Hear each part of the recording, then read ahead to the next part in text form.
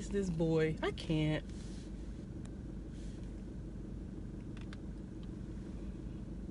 Let me call him.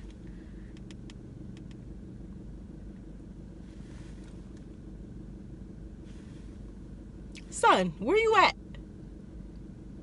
What?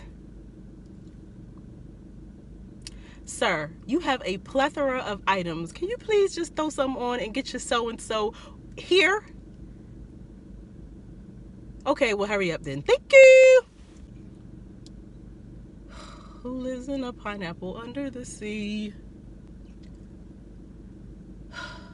Just looking out of the window, watching the asphalt grow. Let me call. I know who I could call.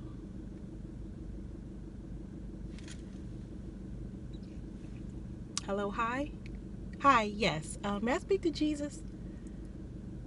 Jesus. Ma'am, they said he was on the main line. You ain't got to get no attitude. Oh, well, look what the wind done bloomed in. Listen. The wind done bloomed him in. Praise God. That call to Jesus did it. Listen, when I say that I had the worst time trying to find something to wear, I mean, nothing fit at all. Do you hear me? And you know I don't even play. You know I don't even play because you know perception is everything. First impressions are everything, and they're very important. I don't even play it. I mean, I understand, but what good is getting dressed, putting on this outfit, loving the outfit you got on, but not loving yourself? Ooh, you mad?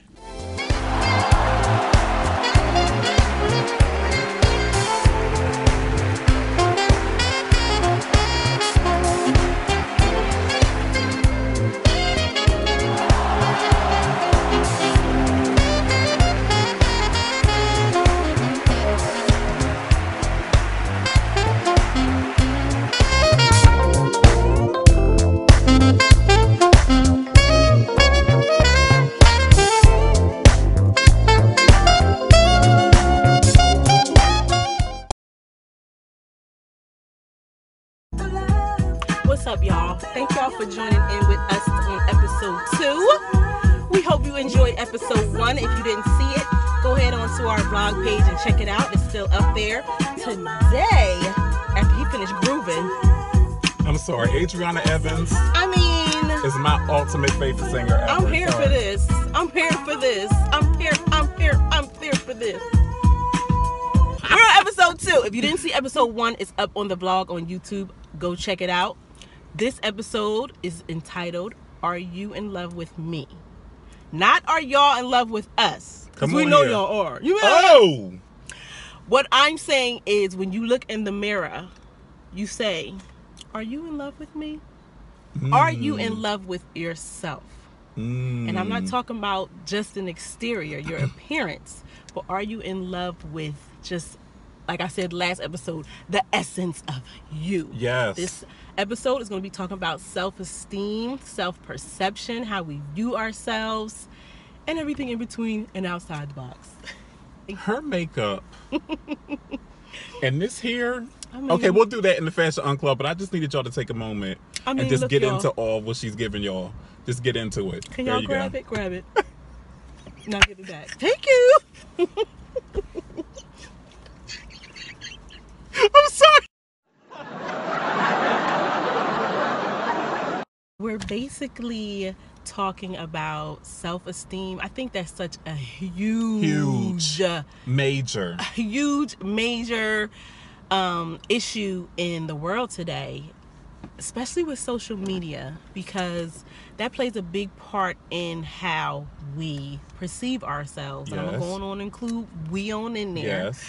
Because there are days when I don't feel so lovely, and I could be dressed up like this, face could be beat to the heavens, earth, and everything in between. Oh, and but still, on the inside, what? Toiling, okay? Self-esteem is like, on social media, oh God, everything's about pictures, right? And perception and what you present to the world, because that's what social media is. We present the best of our pictures, but we hide the rest. oh, It's all a facade. It's all a facade. Because it's easy to what? Come on, girl, take a picture. Okay. Meanwhile, on the inside, a couple hours ago, I just was battling with depression. I just was battling with feeling ugly. I just was battling with having a disagreement with somebody, family member, friend. And just my self-perception of myself, period. Because, beloved, low self-esteem is the main issue at hand. I mean, that's what we're dealing with today. It's the core. It's the seed to that apple, baby. And we ain't talking about Adam and Eve, because that's a whole nother preach. But we ain't preaching, right? We ain't preaching. No, because this is not a church But channel. I love God, and He will be forever. What? Ha! And continue on be shown. Because, like you were saying, you have to go back to your childhood. And I do believe everything stems from childhood. I don't care if you're 70, 80, 12. Childhood. Things you experience. I was a teenage mother. So that thing has gone with me throughout my years. And it has shaped who I am as a person, as a woman, as a wife, as a mother, as a grandmother too. Hi, Weeds. And just Glam mom. everything. And it's something, TD Jakes says something so powerful. Because, baby, what you become is a consequence of what you did not have, sugar. Because it's so important to think about how you were raised. The nest. The nest. All of the stuff that happened to you is the nest. Absolutely. The way that your parents or your grandparents, whoever raised you, how you were treated, is the nest that you were brought up in. And whatever that is how you grow up and you emulate it into a whole nother relationship. Thank you. Come on, emulate. You know, 365,000. So let's look at Tina Turner. So when she was a baby, she watched, if you watched the movie like I did, I know we all fans here. You man? Come on here, Tina. So That's a in the queen beginning of the name. movie, there was a big old fight. And apparently it was with Tina's parents. And her mother was abused by her father. And so she got tired of it. And she ran to her mother's house, which was Tina's grandmother. So she leaves Tina. Hey, Tina. Hey. She leaves Tina with the grandmother. And then she takes the oldest daughter and goes off to St. Louis and leaves Tina in Nutbush City. So now Tina has to deal with what? Rejection and what? Abandonment. Which is just as powerful as rejection. Oh my gosh, they like sisters. To watch your mother walk out on you, and not only that, but take your sibling, you grow up with the mentality, I'm not good enough. Yes. Even though she grew up with a loving grandmother, she still had that void in her heart that said, why didn't my mother want me? What is it about me? Low self-esteem. What is it about me that I wasn't good enough for my mother to take me with her? And it's not a low self-esteem that she wanted to have. It was one that was implanted there. Because of the nest. Because of the nest. Because of the actions of her mother. Right.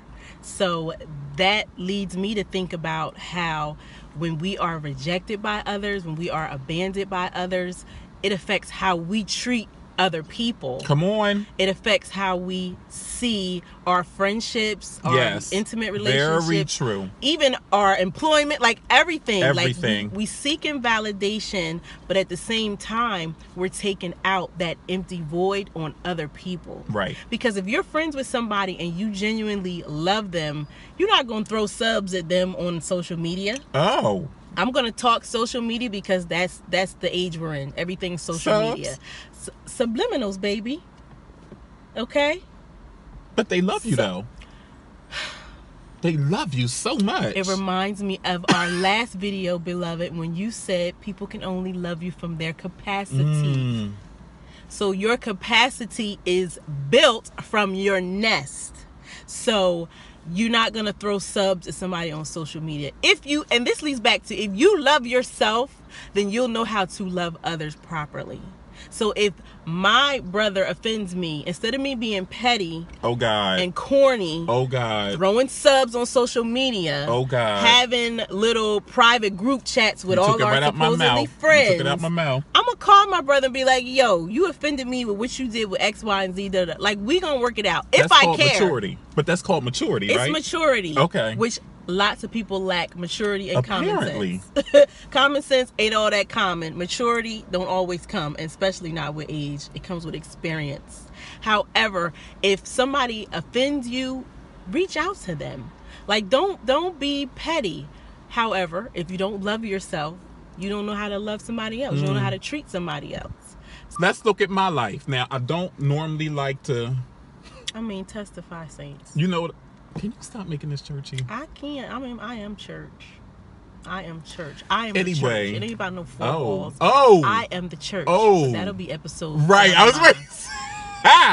So let's look at my life. Now, growing up, I was raised around all women. So growing up, by the time I get to elementary school, they used to play this game called Boys Chase the Girls. It's finna be powerful. So I knew something was wrong with me when I was running off screaming with the girls instead of chasing them. Every day of my life, going to school, getting teased like you would not believe by the boys.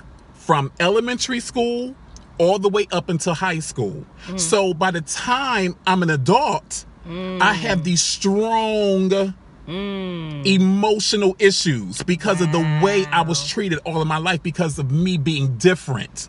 Now, I don't care who this offends, because this is my story and this is my life. Listen, and if you don't like it, click on to the next video. So I have gone through segregation, if you will. Wow. I know what it's like to walk in the church and be talked about like a dog. I know what it's like for the men to turn their nose up at you. So all of my life, I've been embraced by nobody but women. Because they were the only ones that accepted me So and you my... went to where your comfort was. Exactly, the comfort zone. So now if I get around men, this is how I am. Right. Because they never accepted me. But what's crazy is most of them have your same... Oh. But anyway, carry on. Now brother. that's... I mean, because... a whole nother episode. Absolutely, DL. Keep on going, baby. Because men who are secure in themselves never have an issue with another man. But you're nervous when you feel like you are attracted to the same sex. So you start treating the same sex like dogs, especially when those who don't care. And I don't want to say don't care, but who are secure in who they are. You can't handle that. And it makes you feel like, okay, if I'm seen talking to you or taking a picture with you, or, you know, just associating myself with you, it's going to make me guilty by association. Wow. And that's not what it is. At but all. That's another situation at hand. Right. But growing up like that has been very difficult for me, even in relationships. So whenever there's a little bit of rejection, I shut down. If you don't deal with the stuff that triggers you, and when I say trigger, I'm talking about it can be a little minuscule, minute situation that the other party would think was nothing, and it would be tremendously impacting. I got you, bro. I'm here for it all. And so they looking at you like you crazy, because to them it was nothing. But to you, it reminded you of when. Do you know that I will walk down the hall and there'll be a group of boys and one of the guys would say, oh, don't talk to him, he's a faggot. Do you not know that was the outline of my life growing up? Meanwhile, emotionally, you all tore up. You turmoil, child. I used to beg my mother not to go to school. I used to cry and beg my mother, Mom, I don't want to go to school, please. I failed gym class. Who fails gym class? I failed gym class because I was teased so bad. Back then in the 80s, in the early 90s, they used to have, when you had phys ed, they would play different games and you would have to choose the team. Like, I'll pick that one. Right. I forgot how it went. Right. But do you know what it was like to be the last one and none of the teams wanted you? But the gym teacher made you go off with one of the teams because they refused to choose you. Made the team accept you. Was like.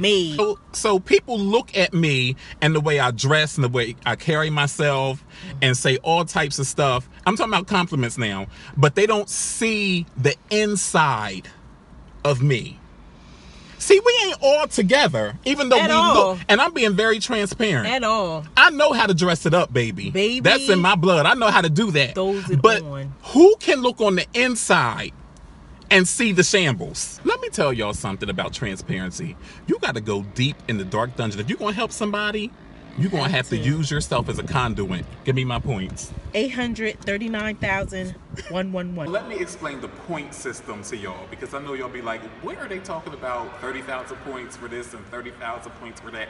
Listen, whenever there is a big word spoken, I always give points. Don't ask me what system it goes to, because I can't tell you. But whenever you use a big word around me, I give you points. They're cool points. Receive them. When she came up with the idea to do this, it was a year ago. A whole year ago. And I looked at her like, excuse me? I ain't getting on You think I'm getting on YouTube for them to clown me and talk about how unmacho I am and the way I look and all that? You think I'm going through all of that? And then all of a sudden, a whole year later, I'm like, you know what? I'm built for this, and I'm going to tell you why. I've been going through that ever since kindergarten. So what the heck? What's the difference? I know what it's like to be railed on and be embarrassed and teased. Bullied. This ain't nothing. Ridiculed. So, stereotyped. But the low self-esteem that I have towards myself was the issue why this probably wouldn't even been.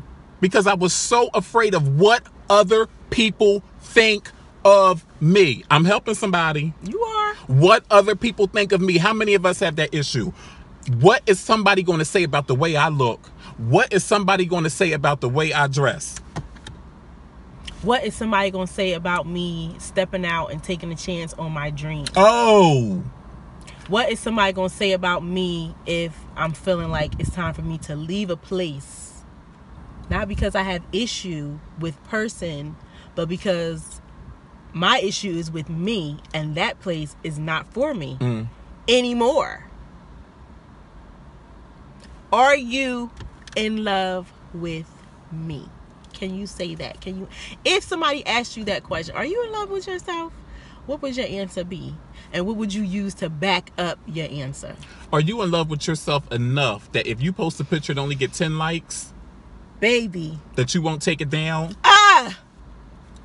Or repost it, or tag folks in it, or repost 2 or 3 more pictures afterwards? Are you in love with yourself enough to let a man walk away from you that you know ain't good for you? Do you love yourself enough to let him go because you know he ain't doing you no good? I mean, really, it comes down to, do I love and respect me enough? Let me tell y'all something, because Tamar Esteem Braxton said, 2018 belongs to them who are willing to fight for their... Let me tell you something. If Tamar don't do anything else for me, she did that for me when she posted that. 2018 belongs to those who are willing to fight for their life. Fight. That helped me more than she would ever know, because I needed to hear that. I'm always worried about somebody else, but I don't worry about me. I'm always worried about offending somebody else or hurting somebody else based on decisions for me. Let me tell you something. When you want to get free, baby, you're going to offend a whole lot of people. I promise you. I promise you. Let's go back to Tina Turner. Based off of what I just said, let's go back to Tina Turner. When Tina got tired of Ike, after them decades of being married to that type of abuse, when she got tired, that day she left him, they had a major fight, and she fought back for the first time. She was tired. But not only that, they had a sold-out concert later on that night. It was when she stood in that mirror and looked at herself, and she realized that she was better than the situation she was in, and that she was bigger than the situation she was in, and she was tired of being used and abused. She said, I'm out of here. And she picked up her pocketbook with 36 cents in her pocketbook, and she left. Let me tell you something. Somebody out there might be laughing because I'm using Tina Turner, but that's a powerful situation. She didn't care about the people who had paid for them tickets. She didn't care about what Ike and the Ikeettes was going to do. All she knew was, if I don't get out of here, I'm going to die. Now let's turn it biblical. Why sit we here and die? Remember the lepers that stood off in the hill and looked down at all the spoil in the enemy's camp? Why sit we here and die? Are you going to sit there and die because you're worried about somebody else's feelings? Oh. So, for instance, me being a teenage mother, I got pregnant at 14, had my son at 15. Yes. And for a long time, I felt like, what is wrong with me? But as time went on, and probably just in my later years now, like mid-30s and on, I realized I was looking for validation. I was looking for acceptance. Yes. Because at 13 and 14, first of all, I was a tomboy. You? What? Prissy Jenkins? Crisscross ain't have nothing on Prissy Monet Jenkins was crisscrossed out. You feel me? I was a boy. I used to wear my brother's clothes. And my brother is like 6'3". I'm screaming. And my little self wearing, I promise you. And so it was a thing of me. I promise you. Wow. Tomboy. I gotta find pictures.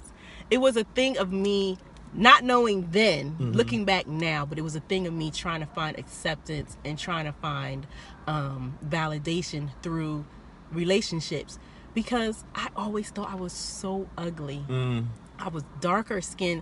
First of all, I don't know how to lightened up. Because when I was younger, I was so dark. But, you know, the fad was back then. Because us caramel girls, we are all the things, okay? But anyway, back then, you mad? So baby sugars, I'm sure y'all been wondering where this you mad come from. Well, it's kind of a nod at like, nah, nah, nah, nah, nah. When you say a truth that's not normally accepted.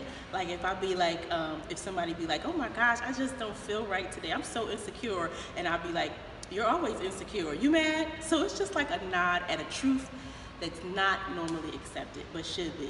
You mad? Back then, you know, the thing was light-skinned girls, long, pretty, curly hair, all that blah, blah, blah. I got teased called Blackie and da-da-da-da. And it was hard to be around my friends in school and see that they had boyfriends and, you know, boys that liked them and boys getting them Valentines. And I was seen as the class clown because I was always joking. So... And because I was a tomboy, you know, I hung with boys. So I guess being that tomboy, you're not seen as a pretty girl. You're not seen as a girl who's dateable. You're the homie. Right. So when I found someone who was showing interest in me on a different level that I'd never experienced before, that's where you know, it all stemmed from. Because he filled that void. Absolutely. That nobody else was touching. Nobody. I mean, because you were too busy being the entertainment. But this one came in and saw the void and started filling that void. Absolutely. Whether good or bad. Absolutely. So it was a thing of me not loving myself because I felt like I had to go out. Not even necessarily go out, because I didn't go out looking for him. He found me. But I didn't know, though, at that age. And so that stuff followed me. And I got into bad relationships, verbally abused. And, you know, but it not nowhere similar to Tina Turner's story. But, you know, abuse is abuse. Physical, verbal, emotional. Mental abuse has to be like the most bondage type abuse, because that mind, ain't no bondage like mental bondage, baby. That's a whole nother level. That is so hard to break, so hard to penetrate. So, you know, being bullied and being made fun of, you know, that just shattered my whole self-image, my whole perception of who I was as a young girl. Was I pretty? Was I this? Was I that? So I didn't love myself. I didn't love myself. I can honestly say that I didn't get into loving me probably my late 30s. Wow. So I look back and see a whole lifetime just wasted of trying to please others, trying to be cute for others. You know what I'm saying? When all the while, that inner core of me was already beautiful, was already pretty. But let me tell y'all something about this girl y'all see right here in front of this camera right now, Sugar. Talk to him. Let me tell y'all about this girl right here now, Sugar. Let me tell y'all about this girl. What? The face is beat, but the inside is beat as well. I'm strong in my spot. I'm secure. I don't need nobody to validate me. You know what I'm saying? I don't look for others to make me feel like a woman. I don't look to others to make me feel like I'm beautiful, I'm special, I'm worth it. I know I'm worth it, and I ain't need Maybelline to tell me. Maybe it's Maybelline.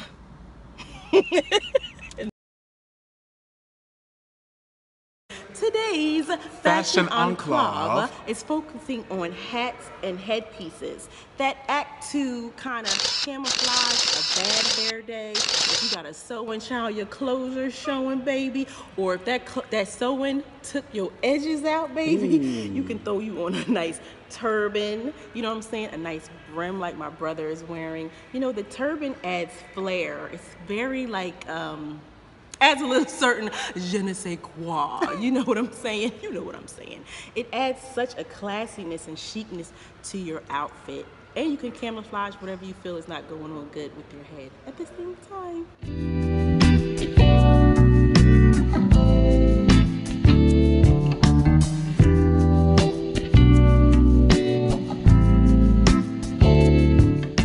Listen, a good brim could be everything, especially when your hair is not cut, or you don't feel like getting it cut, or your hair ain't agreeing with you. You put you on a good old white brim, beloved. Do it, sugar. And do what you gotta do.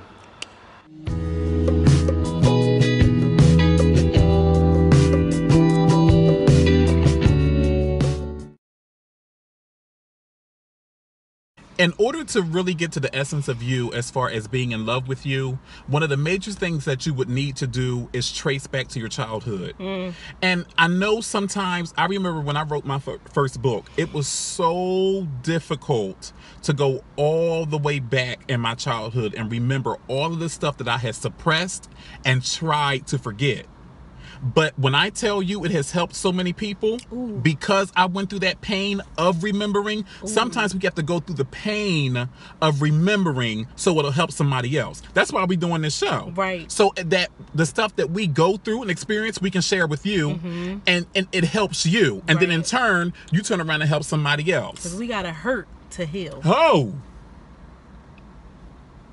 No, you ain't gonna just interject stuff like that and just because slay you can't me be at the having me same looking time. dumb in the videos. I'm like, Dad, he be going in, and I just be. Because sometimes you have to cry, confront, and conquer. Cry, meaning remember the pain, but don't stay there. Confront, meaning confront the issue. Call a thing a thing, baby. I'm gonna say it again. Call a thing a thing. That means get to the core root value of that thing. Call it what it is. Acknowledge it. Yep. And then conquer it. Okay, I'm choosing not to stay here anymore.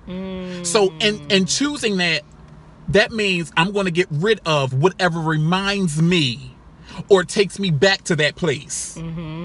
That's friends, love relationships, places, whatever reminds you of that horrid past, you're going to have to separate yourself because you'll never move on being stuck.